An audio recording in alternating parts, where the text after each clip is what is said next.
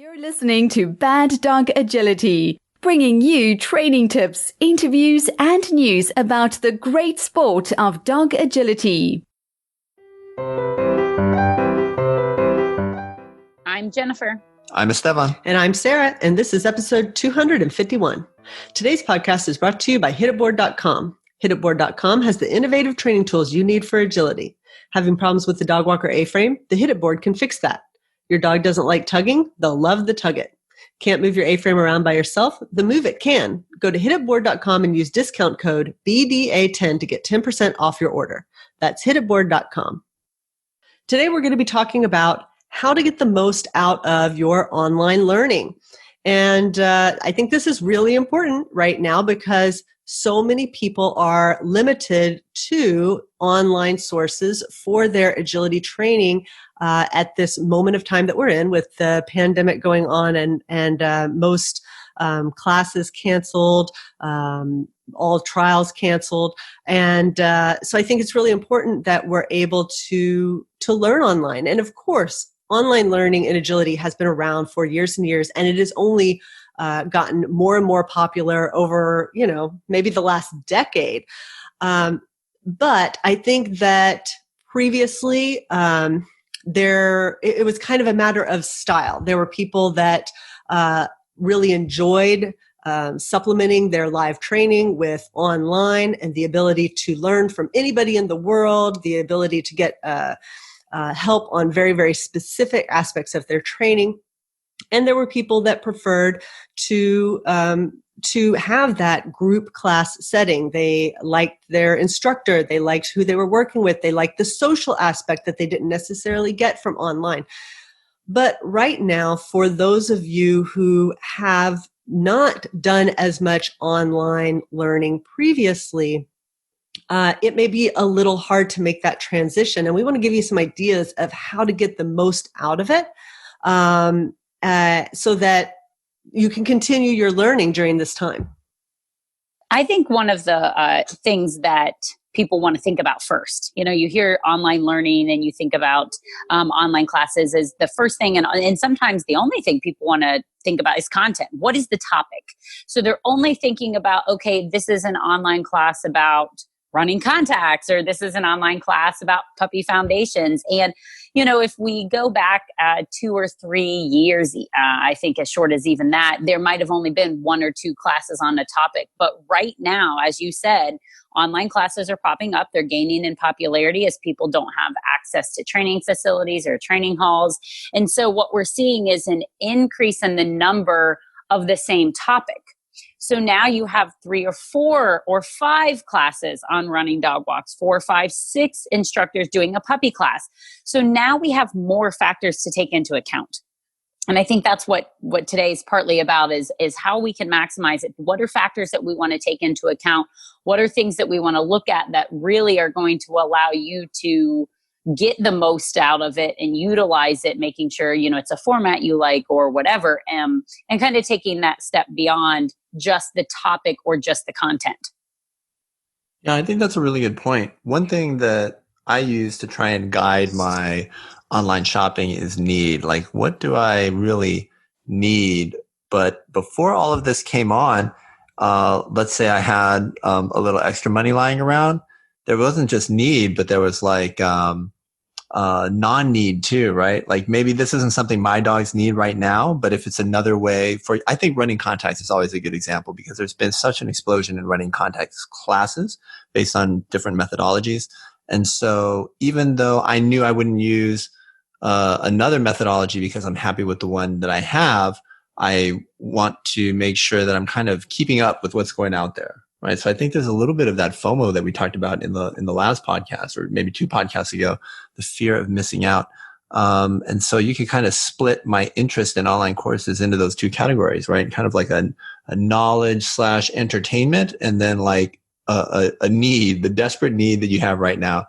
And so I think for a lot of people, when you don't have that kind of disposable income lying around, these are very uncertain times. Maybe focusing a little bit more on your need is a good place to start. Yeah, I think that is true. I think that the three of us are in a unique circumstance, but I know that it's a unique circumstance that affects a lot of our listeners, and that is that we're instructors. So a lot of the information that we're getting is not just about our needs, but we kind of take on the needs of everybody that we work with, and so we kind of branch out in that way.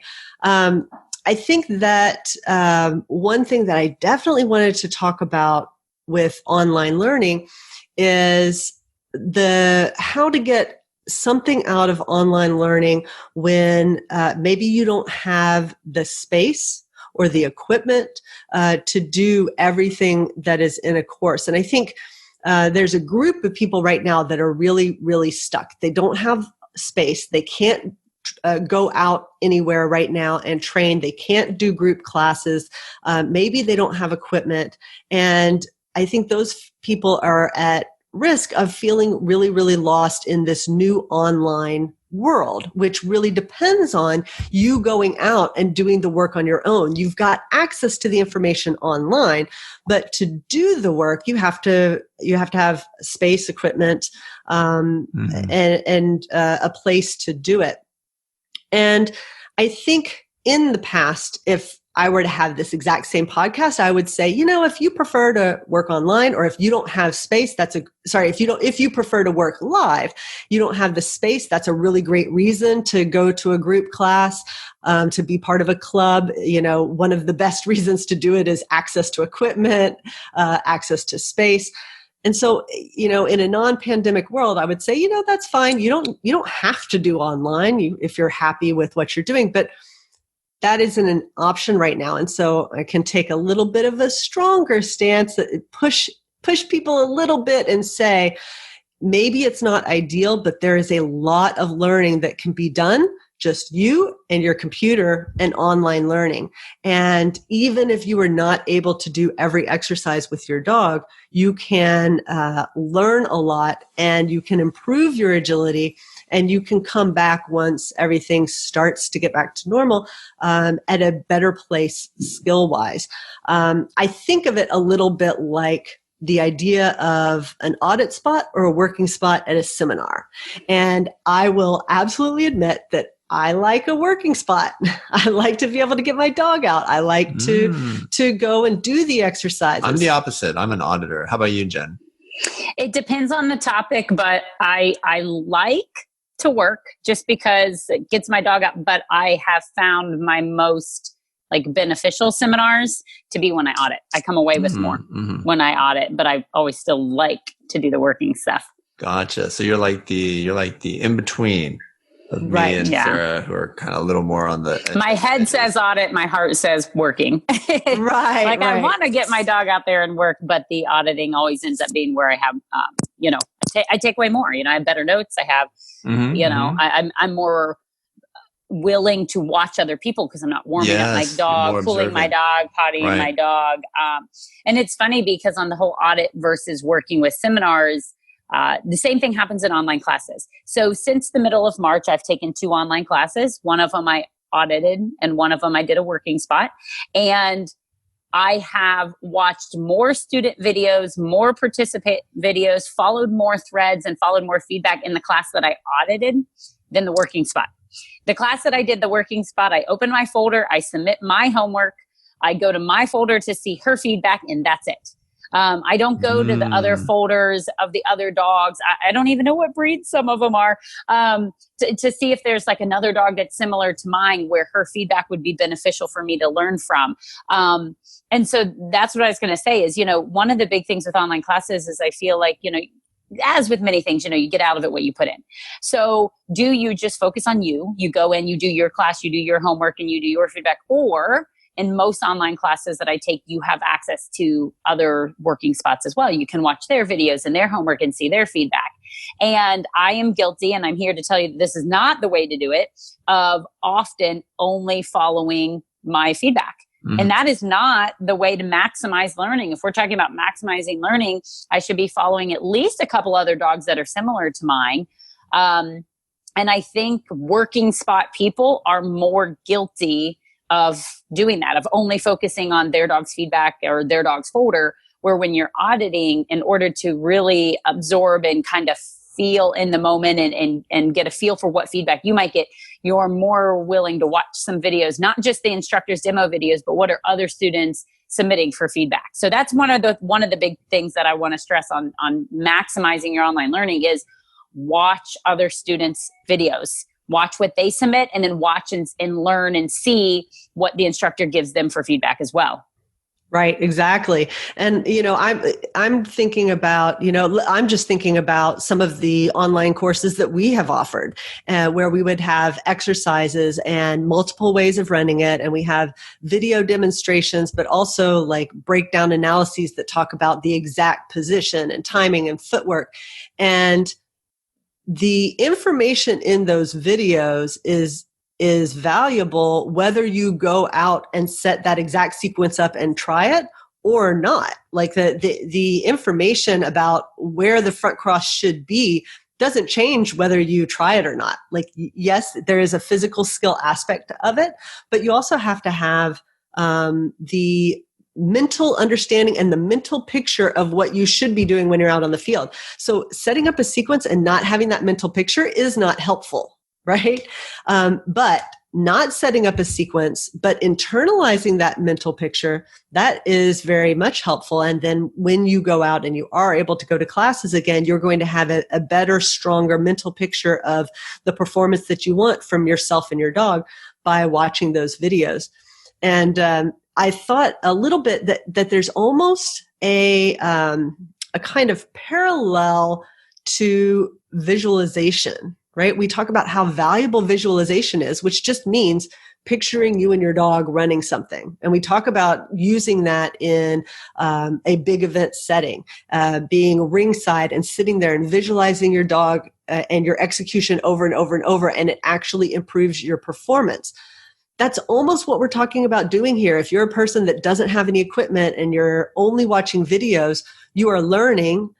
You can take that, you can visualize yourself running that sequence with your dog, and you actually can improve that way, even if you are not able to set that up or you set it up 6 months later. So it's just kind of a longer time frame than I'm going to visualize for 5 minutes and then I'm going to run 3 hours from now, like if I'm at nationals. But it's a similar idea. I'm going to visualize these exercises. I'm going to visualize how I want my performance to be. And then 6 months from now, when I get back to my group classes, my front cross footwork is better. My rear cross execution is better. I think you brought up a couple great points that lead into other elements of things that I want to explore when trying to decide, A, what class I want to do, but B, how am I going to get the most out of it? And that is, what is the format that information is provided? So you talked a lot about watching the videos and kind of using that visualization. And I think that's something that those of you out there definitely need to think about is, what type of learner are you? Are you a learner who is going to benefit most from demo videos? Are you going to benefit from PDF printouts? Do you want to see it in print? Do you want to see directions printed and in text? Or do you want to see a demo video? And making sure that the class that you are signing up for maximizes your style of learning. So, you talked about the classes that we've offered at Bad Dog and the idea that, you see the video and you see the front cross, but not all classes offer demo videos. I mean, we do. We include some videos on how things are done. But I've had, feedback from people who say they need to see it happen. So that's kind of one thing to keep in mind is, what is the kind of what means of information are they providing you, and how are you going to be able to access that down the road? Same thing with thinking about, okay, I'm taking an online class now and I might not be able to do it for 6 months. Are you going to have a way in 6 months to take that information with you? Is there going to be PDFs that you can print off, or text that you can print off, or like we talked a little bit in the past week kind of privately about different platforms for online classes. And I personally am not a huge fan of Facebook classes. I've done classes through Facebook and I've done classes through forums. And that's always one of the things that I'm looking for when I'm signing up for my classes is, what platform are they offering it on? And does that work well with my style of learning? And one of the things I don't like about the Facebook classes is generally once the class is over, the Facebook group closes and all that information is often gone. The demo videos might be gone, or I mean, if there's PDFs, you might have been able to print them off, but even just watching your videos. I remember there was a class I took and we submitted videos kind of in our own folder. And when the class was over and the group closed, my videos were gone. I couldn't even watch my videos back to see, where I was at that stage or what was happening on that sequence. So a couple of the things that you commented on, I think, are worth checking out and investigating when trying to decide what class is best for you and are you going to get the most out of it. I think having a platform that works for you is really important. And thinking about, are you going to use that information most right now? Or are you going to use that information most later? And if the information is later, do you have a way to take that information with you? Do you have a way to either, print it off or, record it or whatever in a way that you can still use it when you can get back into a training situation? Oh, that is very, very interesting. Those are some really good points that you brought up there. Let me ask you guys this question. How much is too much, do you think? So that there are some people who they sign up for lots of different things. I think we're going to see a reduction of that overall, but how much is too much in the pandemic era? Like, should we be limiting ourselves to, I don't know, 1 or 2 classes, or does it depend? And if it depends, what does it depend on? I definitely think it depends. I think that you do have to be careful that you aren't overwhelmed, and I think you have to know yourself. So if you are the kind of person that is going to feel really bad about yourself if you don't keep up with every video and every assignment, then you should probably limit yourself to just one at a time. Right. But I think that there is value, like, at the end of the day, what matters is what did you learn? And there are definitely people that can take multiple classes, and there may be 10 topics that class covers, and really there's only 2 that they're struggling with right now. And as long as they do those 2, they got what they needed. When you were talking about need, right? They got what they needed out of that course. And they might take 3 courses at the same time. They only do 25% of all 3, but it's the 25% that they really cared about. And so I think that if you can take that attitude of, it's not important that I do everything. What's important is that I get value out of this course, more value than what I put in terms of time and money, then it was worth it. So I think that's very personality dependent. And maybe you can kind of switch your own personality. Maybe by listening to this course, you can say, it can be a little bit of a mental shift where you say, okay, I'm not going to stress about 100% completion. I'm going to focus on getting value out of this course. And then maybe you can ease your own mental burden there. And I think topic plays a role as well. The more, I'm kind of speaking a little bit from experience, but the more specific the topic, the more likely I am to want to do more than one class. So if I sign up for a 6-week class and the only topic is weave pulls, and so for 6 weeks, that's the only class, I'm going to come away with better weave pulls. But then it's like, but I didn't work on my handling, I didn't work on my contacts, I didn't work on my start line stays. Versus if I have a more of a subscription based kind of online all around portal, all handling, then I feel more diversified after that online class. Okay, I worked on contacts, I worked on my fronts and my rears and my threadles and my serpentines. So that class, if I'm in that one, it might be okay to take by itself. Where, like I took a class that was very, very specific, it was a running dog walk class. That's all it was, running dog walk. And at the end of that class, man, I felt like my running dog walk was great. And then I was like, and this was a young dog, and I was like, great, now I got to train the weave pulls, the teeter, the A-frame jumps, handling, tunnels. And it was like, I felt like I had gotten so caught up in that I forgot about other things. So I think if I were to do that again, I could consider a running dog walk class at the same time as some type of handling skill or jumping skill, so that I was balancing out my training a little bit more. So I feel like content kind of affects how many classes you might take as well. Interesting. And I meant to circle back to your idea about the platform, because I do think that Facebook can be a little intimidating for a couple of different groups of people. Number one, for people who don't like Facebook, they're not on Facebook very often, or don't have a Facebook account, and they don't want to create one because of privacy concerns. Not just because big corporations like Facebook could have their information, but also the idea that other people are going to watch you train your dog. Right. And so there's people who are big believers in that, instructors that I respect, where they want, kind of everybody to participate and encourage each other, things like that. And there are people that simply don't want it. I think in the dog agility community, there's a fairly sizable group of introverts, right? And they don't want to do their training in front of other people. And I'm kind of like that, right? I don't generally want to train in front of other people.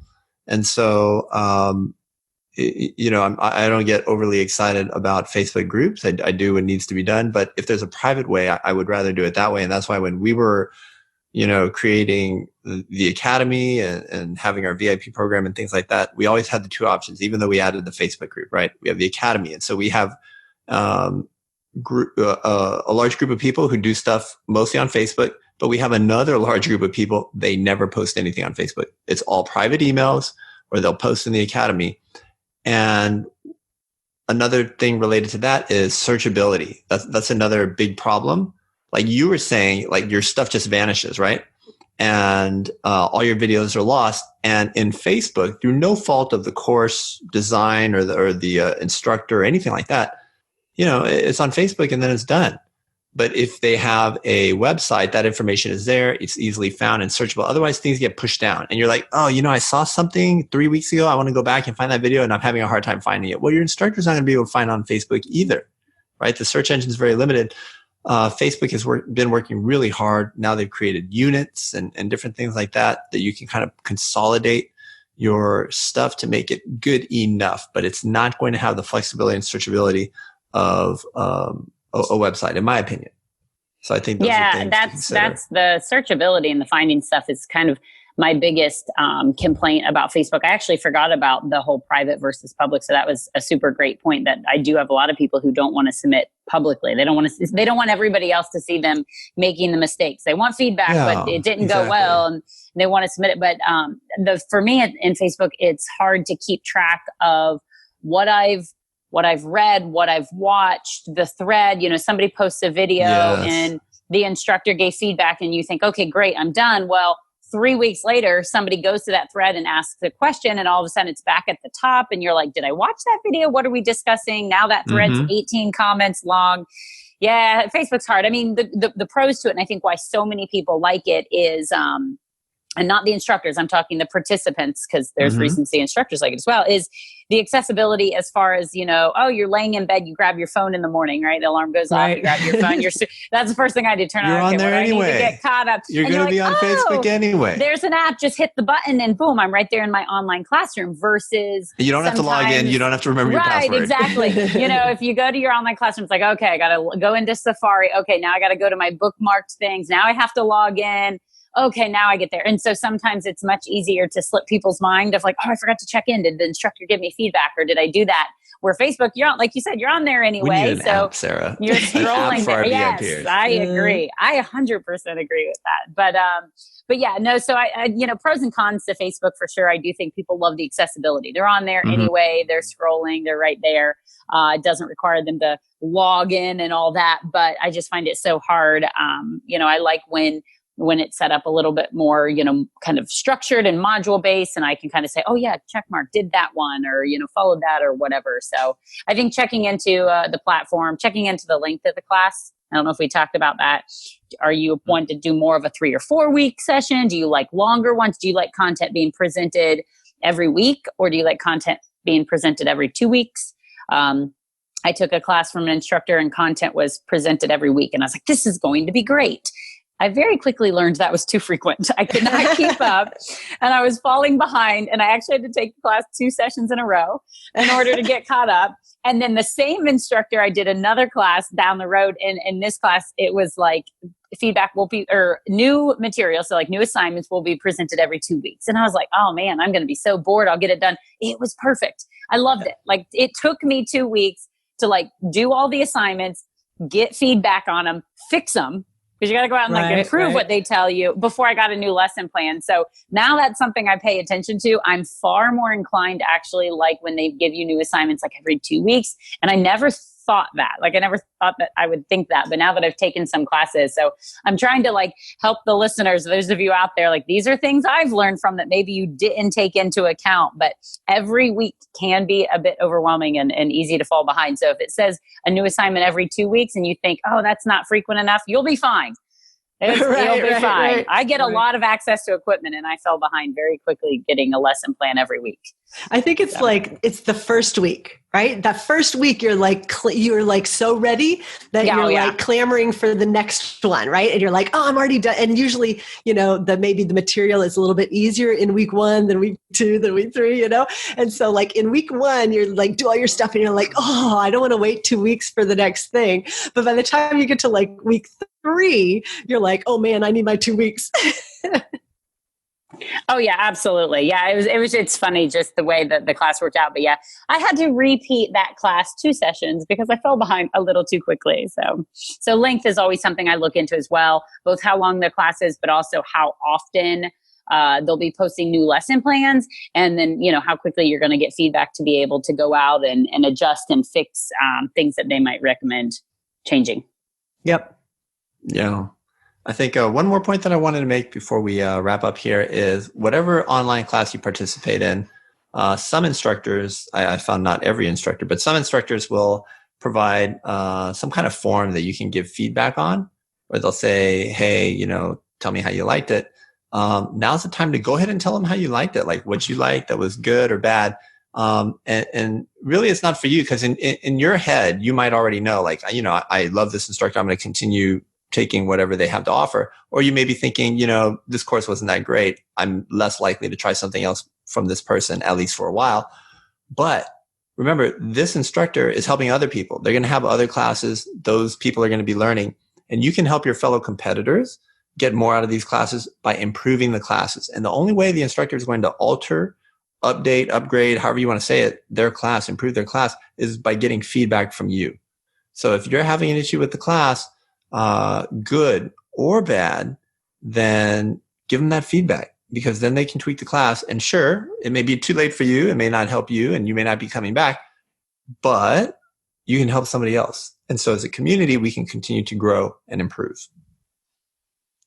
All right. Well, that's it for this week's podcast. We'd like to thank our sponsor, hititboard.com. Happy training.